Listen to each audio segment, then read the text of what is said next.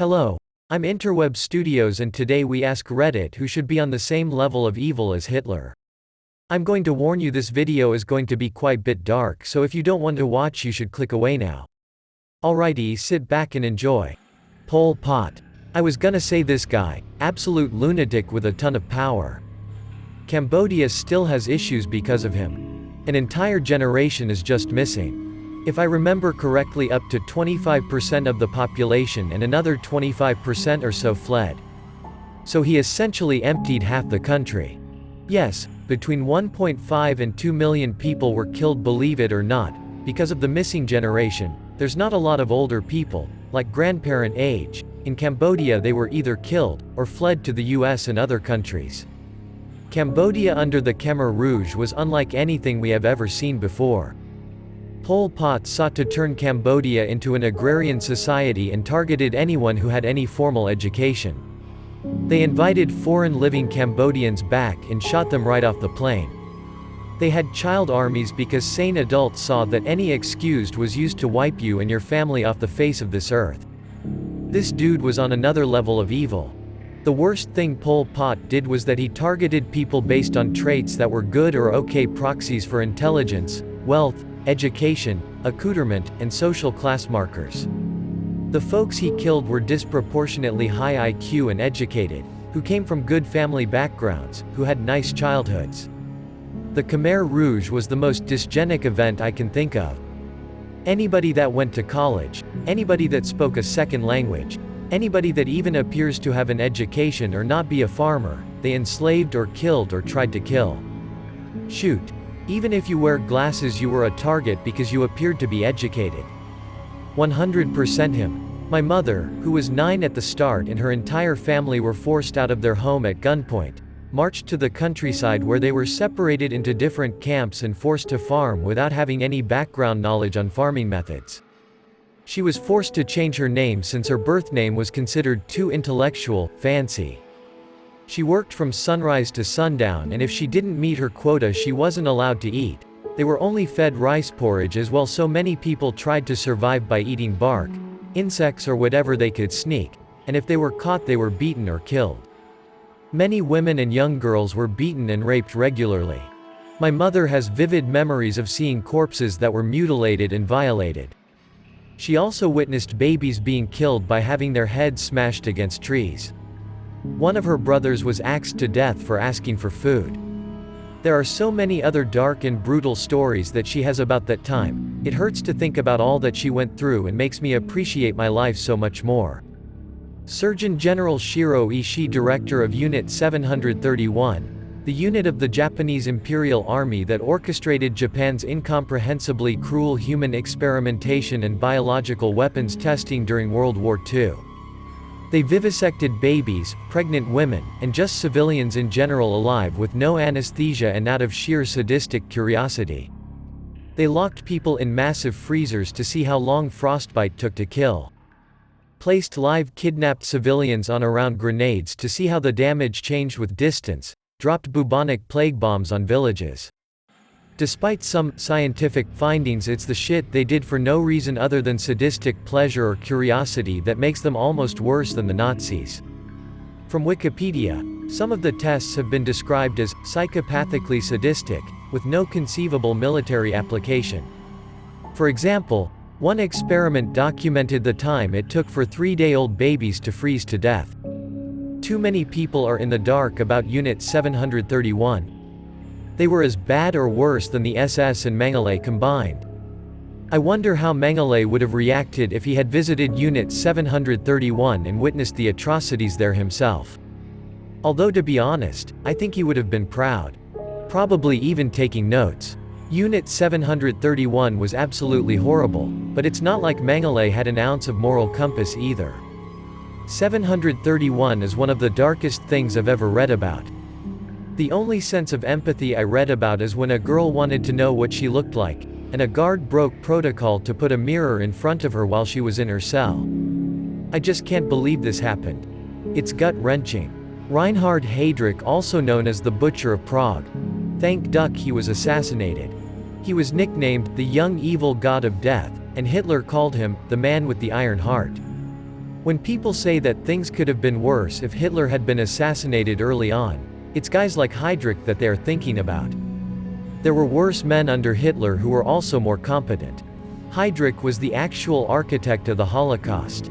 He's the guy who came up with the idea of the Holocaust. The Nazis would half-jokingly say this along the lines of, "What are we gonna do? Kill them all?" And RH went, "Well actually, I've been thinking about this." And laid out a plan for the logistics of how it could be carried out. Look up the Wannsee Conference if you're interested. The most terrifying part about Heydrich was the fact that he wasn't evil in the conventional way of being diabolical and sadistic. He was evil in the way that he was completely devoid of any humanity at all, including any emotion as human as enjoying sadism.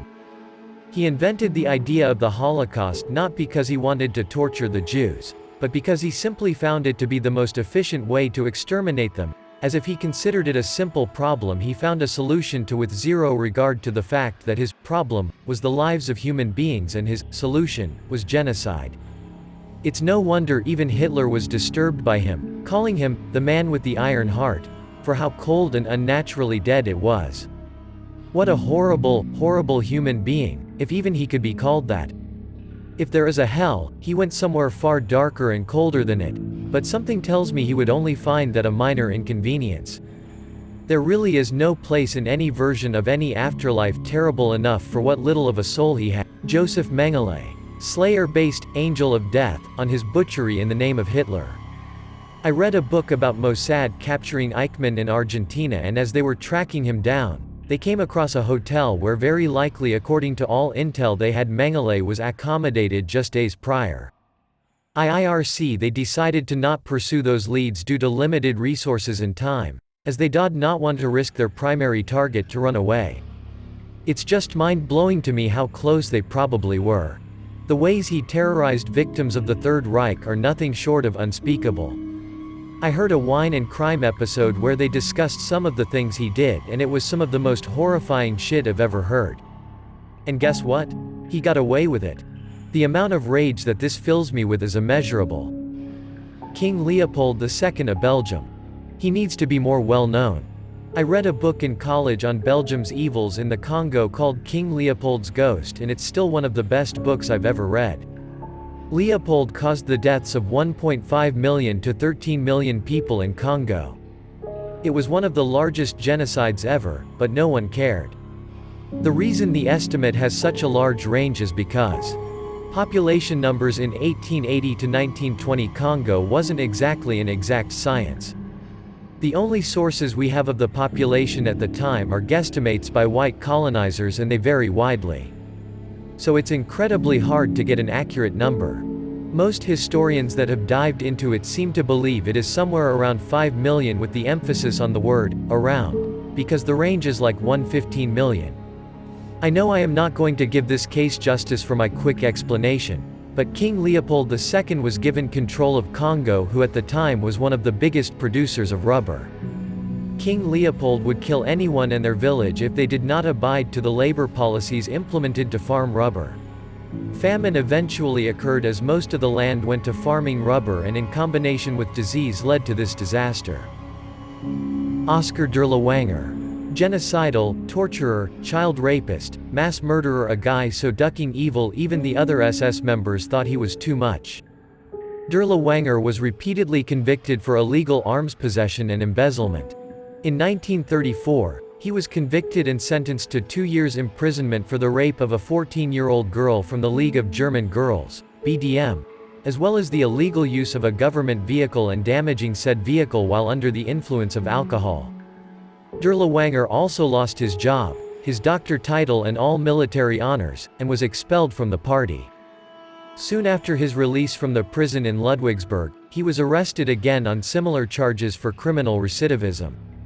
He was sent to the Welsheim concentration camp, either as what Stein feels was standard practice for deviant sexual offenders in Germany at the time, or for creating a disturbance demanding the reversal of his criminal charges appearing before the Reich Chancellery. Dirlewanger was released and reinstated in the General Reserve of the SS following personal intervention of his wartime companion and local NSDAP cadre comrade Gottlob Berger, who was also a longtime personal friend of the SS chief Heinrich Himmler and had become the head of the SS head office, SS Hauptamt, SS Ha. Holy duck. And I continued reading. It gets worse. Torture, rape, pedophilia, burning hospitals, necrophilia, causing, ordering, facilitating or assisting with well over 100,000 ducking murders, including 40,000 in 2 days in Warsaw, truly the epitome of evil. Yet I have never heard of him before. I know it is important we learn our history to avoid repeating it, but reading that page was traumatic. After the war he was caught trying to escape disguised as a civilian and put in prison. His cellmate stated that he was recognized by 2 Polish prison guards who beat him to within an inch of his life and then left him to bleed out on the cell floor. The French authorities running the prison recorded his cause of death as natural causes on the death certificate, which is entirely accurate for someone like Drillwanger. Peter Scully, an Australian pedophile that went to the Philippines to prey on impoverished children. He built an international child sexual abuse ring that offered pay-per-view streams of children being raped and tortured. He promoted hardcore, a type of child pornography that focuses on torturing children. A video from him went around the dark web called Daisy's Destruction, in which he raped and tortured an 18-month-old toddler. He made kids dig their own graves before strangling them with a rope. I am not trying to downplay Hitler's evil, but Hitler had an end goal, to rid of the world of people who he thinks are bad. Peter Scully's end goal is to get rich by killing and raping babies. If you had a gun pointed to your head and had to tell what is the most evil, depraved, vile thing you can imagine, Peter Scully did it. Idi Amin aka Black Hitler was pretty brutal. There's a story from the British journalist Jon Snow, who once was on a plane with his news crew, and Idi Amin was alone with them. This was during Amin's reign of terror. Amin had fallen asleep with his coat open, and visible from inside his coat was a pistol. Snow says that he considered taking the revolver, pulling the trigger, and killing the dictator. Obviously, we now know that Snow did not do it. He says he was worried that Amin was a large man and if he woke up, he'd kill Snow, and b that if the bullet passed through Amin, the fuselage might be punctured and depressurized. Snow says to this day his greatest regret in life is that he did not kill Idi Amin as he slept. I cannot imagine the gravity of that situation. For those who do not know, Idi Amin was the ruler of Uganda and was known for his reign of terror. During his terror, he held mass executions on Christian tribes, created a separate service to eliminate anyone who opposed his reign. He expelled 50,000 to 70,000 Uganda Asians, which led to the collapse of the economy, and welcomed and supplied Israeli terrorists. At the end of all this he had killed 500,000 civilians. Andrew Wakefield. He's the guy who started the "vaccines cause autism" thing. The investigative reporter who uncovered Wakefield's BS has his documentary on YouTube here, and there's also Bomberguy's deep dive into the topic here. Basically, this man manipulated people's ignorance, fear, and love for their children in order to make money. He lied and cheated. He was completely discredited but is still worshipped as a martyr by anti-vaxxers. He did monumental damage to people's trust in medicine and set autism acceptance backwards by leaps and bounds. He abused disabled children who couldn't properly communicate with invasive, traumatizing, extremely dangerous, and unnecessary procedures to get his false and biased data. He did things to those kids that real doctors try to avoid doing to adults due to risk and stress. He did it for money. He did it for greed. He is still profiting off of his lies. He is still manipulating people. Manipulating parents who are terrified for their kids. He is absolutely despicable and wretched. When I first heard about what he did to those kids during his research, I saw red. With that, I hope you enjoy the video. If you did, don't forget to like, subscribe and comment if I missed anyone. With that, until next time, toodles.